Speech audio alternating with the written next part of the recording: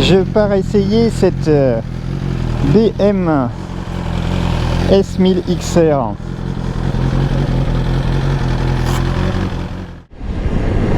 C'est extrêmement progressif et doux. Donc je suis en mode road. Ah bah ouais, j'étais en 4ème à 40. Ça broutait pas du tout. Rien à voir avec la Multistrada que j'ai essayé précédemment. Mais en road en tout cas, l'accélérateur, la course d'accélération, enfin la manette d'accélération est très progressive. Du coup, on ne peut absolument pas soupçonner qu'il y a 160 chevaux sur le moteur quand on roule à basse vitesse. J'ai même l'impression d'avoir moins de punch que sur ma Tracer qui fait que 119 chevaux. Donc ça peut vraiment permettre d'utiliser, je pense, la moto avec deux visages différents.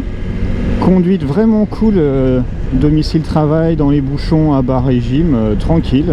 Vous avez un moteur très facile à exploiter.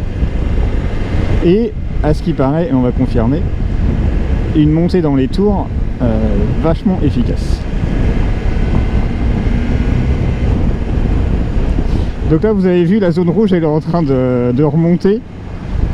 Quand à froid elle était à 6000 tours pour inviter les conducteurs, les pilotes à passer de vitesse plus tôt quand le moteur est froid. Et puis au fur et à mesure où ça chauffe, on a la zone rouge qui s'éloigne. Je trouve ça pas mal. Ah, anticipation. Hop.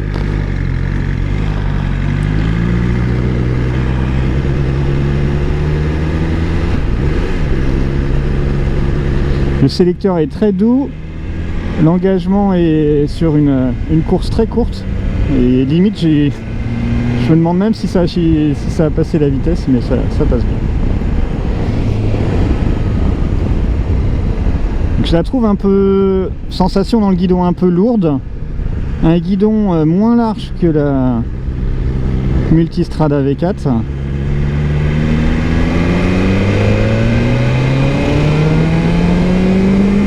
Et l'allonge, l'allonge des 4 cylindres en ligne. Si vous roulez à 2000 tranquille, sans que ça broute, et du coup vous pouvez réaccélérer et sans changer de vitesse. Je trouve ça génial, l'allonge des...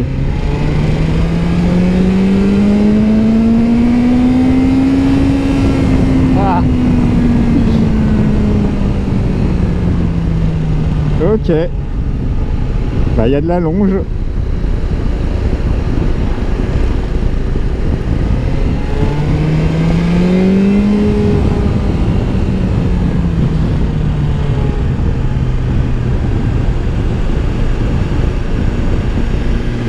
Ouais, vraiment, les 4 cylindres en ligne, ça correspond à ce que je recherche, mon feeling sur la moto. La semaine dernière, à 30 en secondes, avec la Multistrada, ça broute, ça cahote, vous vous faites secouer, et bah là, pas du tout. En secondes à 25, il n'y a aucune vibration. Mais ça accélère très progressivement. Alors, je suis en mode road, on fera le test tout à l'heure. Niveau confort, la selle est très ferme. Je sais pas si j'ai la selle normale ou la selle creusée. Ça fait un vrai baquet, elle est très recourbée, les fesses. Là, à l'accélération, lors des grosses accélérations, je vais être bien, je vais pas pouvoir reculer plus. Ça glisse un tout petit peu, mais c'est peut-être lié à mon surpantalon d'hiver. Mais en tout cas, ouais, à 30 à 25, avec la Multistrada, ça passait pas. Hein. Je faisais secouer dans tous les sens. Donc on retrouve bien le comportement à bas régime des 4 cylindres en ligne que j'affectionne tout particulièrement, notamment sur les Kawa Versys 1000 et Ninja 1000 SX, et également la GSX S1000 GT que j'ai pu essayer aussi. Regarde, hop, un rond-point en 4ème à 30 à l'heure sans aucune vibration. Et ben voilà, c'est pas compliqué. Bon, donc en tout cas, à bas régime en ville, je valide ce 4 cylindres en ligne. Je trouve très bien. C'est peut-être le moteur idéal pour challenger celui de la Tracer 9 GT 3 cylindres 119 chevaux, que je trouve très polyvalent sur sa capacité à faire du bas régime et aussi des montées en régime très sympathique. Hop là, ça saute un peu dans les deux lames. Alors nous voilà en mode dynamique.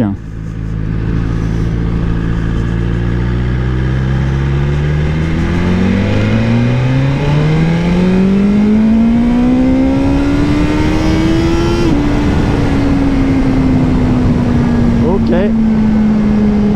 Et ben, alors j'ai aussi l'option Akrapovic, mais au-dessus de 6000, ah, il y a du monde.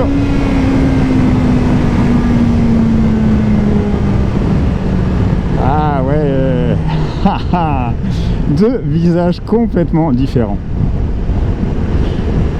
6e. Alors avec mon record avec la VR6000, c'est de pouvoir reprendre à 40. Et ben là on va valider aussi le... Alors, le ralenti nous amène à quelle vitesse en 6e? 35. Ouais, ça repart. Sans vibration, j'ai aucune vibration. Je suis en 6e, je suis parti de 40, même en dessous de 40, et il n'y a aucune vibration. Et ça, moi je trouve ça super confortable d'avoir un moteur qui sait rouler à bas régime, sans cogner, sans taper. Alors, évidemment, on n'a pas des accélérations de malade. Et donc, ce qu'on m'a dit, c'est que le shifter, il savait aussi shifter en... Ah ouais. Il n'y a pas besoin de couper les gaz pour shifter, donc on peut vraiment se prendre des accélérations démoniaques. On va tester ça tout de suite.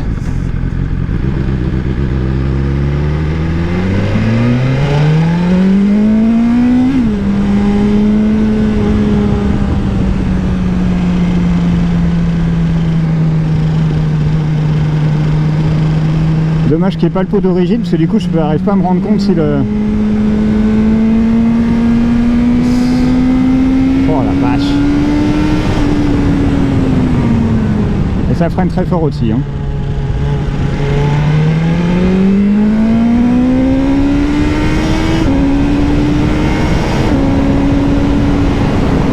Ouais, ça monte très très fort.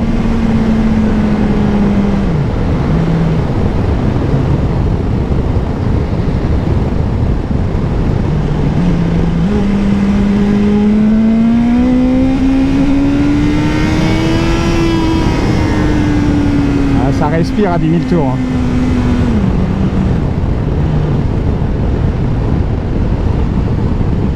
Et ça c'est tout sage, tout doux. 6e à 70, à au moins un véhicule où on peut exploiter tous les rapports. Même quand on fait de la campagne ou de la ville. Ah bah décidément, ouais, je crois que pour moi l'agrément par rapport à la Multistrada, il est vraiment à l'avantage de ce modèle là, parce que personnellement j'aime pas qu'on s'accogne à bas régime, et ça c'est très personnel et très subjectif.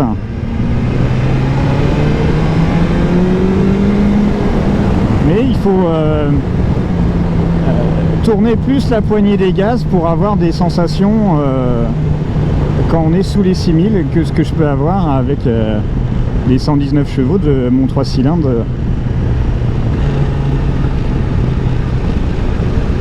Donc sur le 3 cylindres vous avez de la pêche tout le temps, et là sur ce 4 cylindres il est un peu plus docile à bas régime. Il faut tourner plus la poignée pour sentir l'accélération, mais il se rattrape quand vous montez dans les tours et il dépasse la capacité d'accélération et de monter dans les tours du 3 cylindres de la Tracer. Et par rapport à la Multistrada, je sais pas trop, il fait peut-être un petit... soit un petit peu moins violent. Mais sur route ouverte, c'est déjà largement trop. Mais c'est pas mal, c'est pas mal. Alors, niveau équipement. La bulle, je la trouve moins facilement réglable que la Multistrada ou la Tracer. Je sais pas si j'ai une bulle en option, bulle haute ou bulle classique. Mais là, elle faisait bien son office. Tout à l'heure, on va tester sur la 4 voies. Donc, niveau équipement, il y a toujours plein d'options à prendre chez BM, notamment pour faciliter la revente. D'avoir la finition pro avec tous les packs, c'est quand même bien pratique. Et là, notamment dans les options, on va avoir la béquille centrale,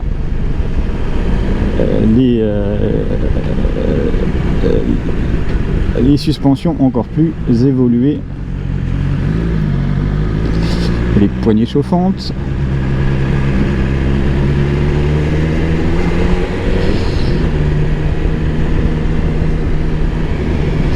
Donc j'ai dit que ça freinait très bien. Au niveau suspension, j'ai pas non plus senti de plongée lors des freinages. Non, ça plonge absolument pas.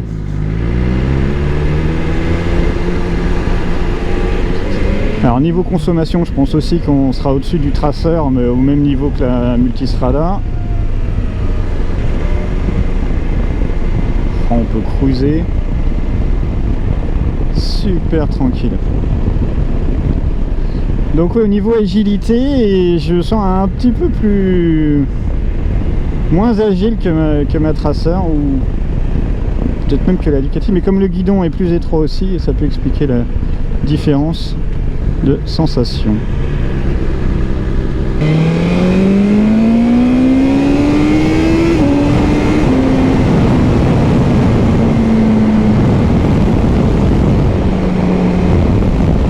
En bulle basse, évidemment, on se prend du flux d'air. Hop. La bulle haute est déjà correcte. Elle n'est pas très grande, mais ça fait son effet. Au niveau qualité, finition perçue, c'est clair que c'est du premium hein, par rapport à la Yamaha. C'est effectivement un cran au-dessus. Au niveau tarif, c'est effectivement pas la même, surtout quand on met le pack Pro, voire le pack M. Mais vraiment, je trouve que ça fait une moto polyvalente de 2000 tours à 10 000 tours. Elle est super agréable. Un régulateur de vitesse classique, il n'est pas adaptatif, il n'y a pas de radar, contrairement à la Super Adventure 1290, à la Multistrada Radar et à la future Tracer 9 GT+, qui elle aussi aura son radar avant. Ah, j'ai oublié de rétrograder.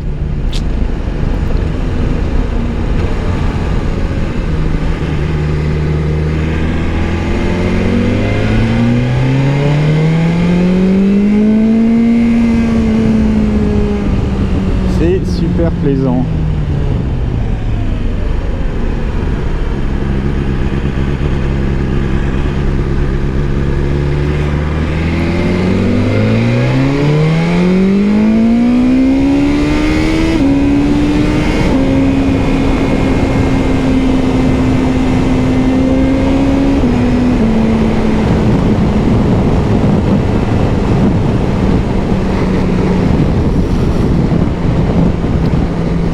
Alors au niveau protection,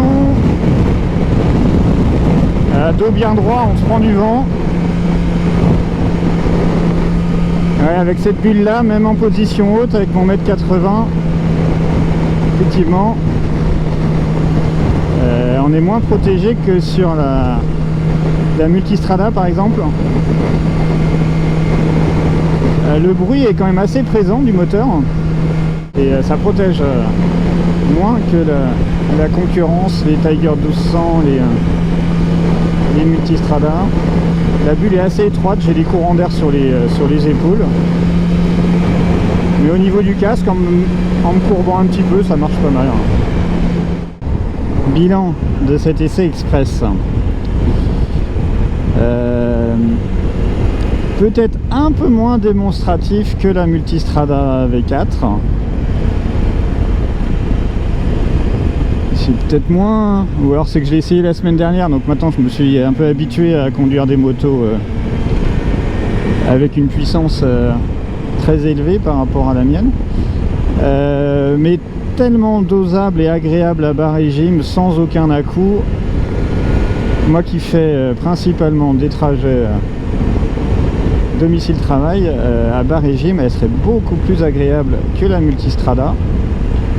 À peine plus agréable que ma Tracer 9 actuelle, qui est déjà très fréquentable à basse vitesse.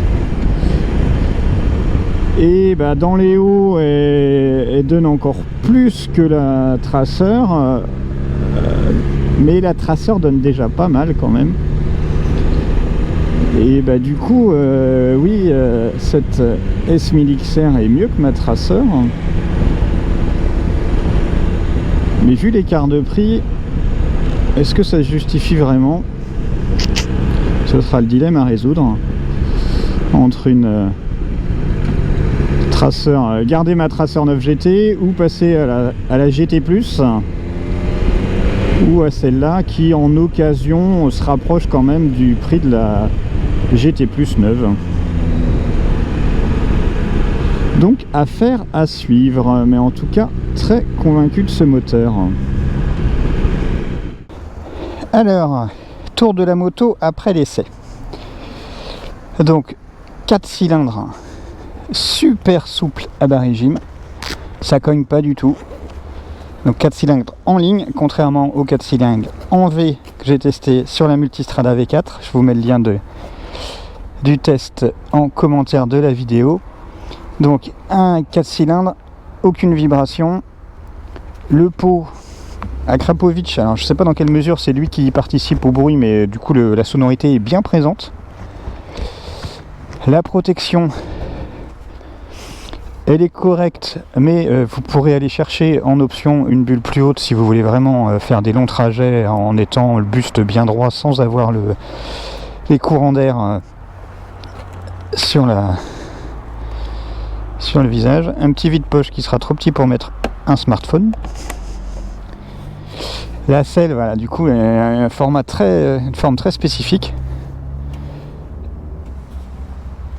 qui maintient bien. Le shifter, il shift très très bien. Pas beaucoup de défauts sur cette moto que je trouve du coup très homogène, très facile à bas régime et qui vous offre des montées en régime de malade.